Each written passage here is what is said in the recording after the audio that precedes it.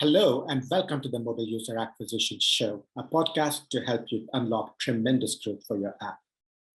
My name is Shamant Rao. I'm the CEO of the boutique growth marketing firm Rocketship HQ and host of the podcast Mobile User Acquisition Show.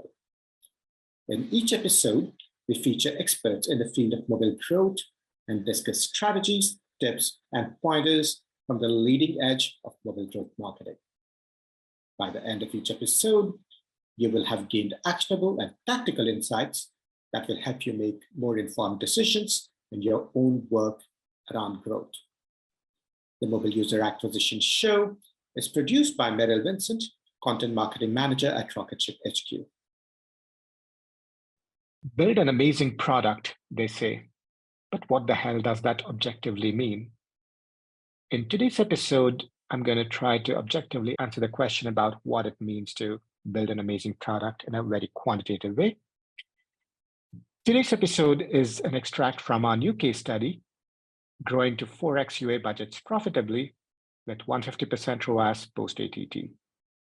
This case study is a deep dive of 11 different strategies that our team employed over many months to grow our wellness app 4x.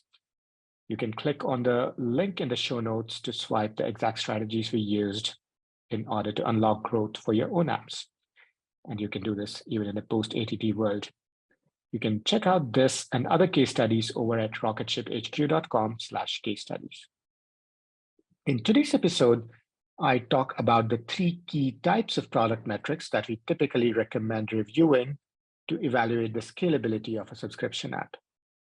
Why evaluate these specific product metrics? Because if the product metrics are not strong enough, nothing you do in your marketing will make a difference to scaling. And we don't want to cop out with platitudes like build an amazing product and everything's going to be fine. I do want to share the exact metrics we use to review and evaluate scalability. In fact, these were the key metrics we evaluated at the start of the engagement with the wellness app that is the subject of the case study that is linked to in the show notes. Without further ado, here we go.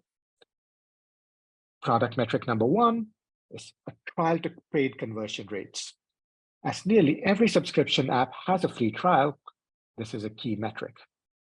As the vast majority of trials happen in the first 24 hours, the trial to paid conversion rate determines how strong the upfront monetization of the app is.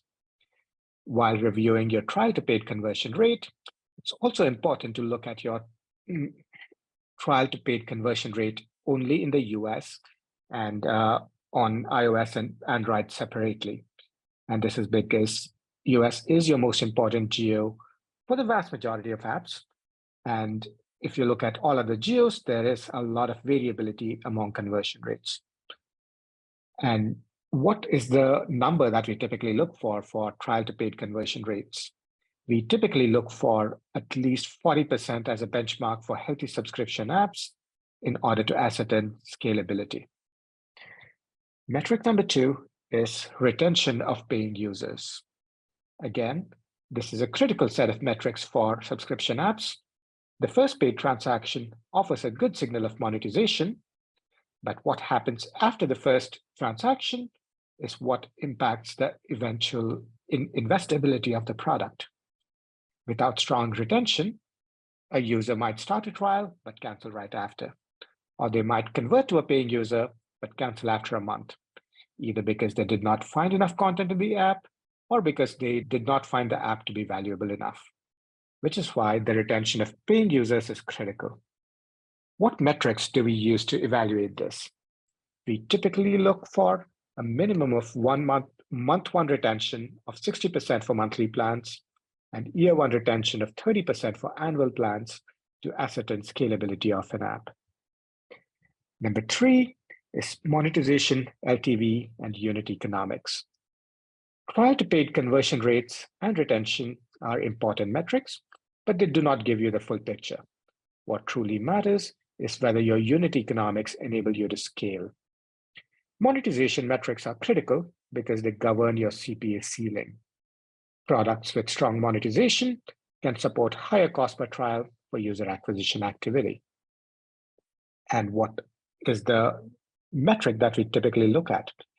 Typically, we find products with a 1-year LTV of over $65 to $70 to be scalable, assuming you're looking at a payback period of 1 year.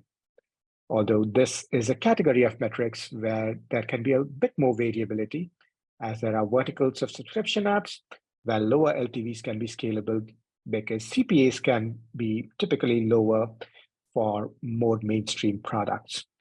That said, anything over $65 to $70 is very clearly scalable. These are the 3 categories of product metrics that we find to be critical to evaluate in order to assess the scalability of any subscription app. And these are the key metrics that we evaluated for the wellness app that is the subject of our case study. As I had said, today's episode is a preview of our new case study, growing to 4x UA budgets profitably with 150% ROAS post-ATT. This case study is a deep dive of 11 different strategies that our team employed to grow a wellness app 4x. You can click on the link in the show notes to swipe our exact strategies that we used and unlock growth for your own apps in a post-ATT world. Thank you. For more tips, pointers, and strategies from the leading edge of mobile user acquisition, subscribe to our YouTube channel right here, or check out our blog, rocketship.hq.com/blog.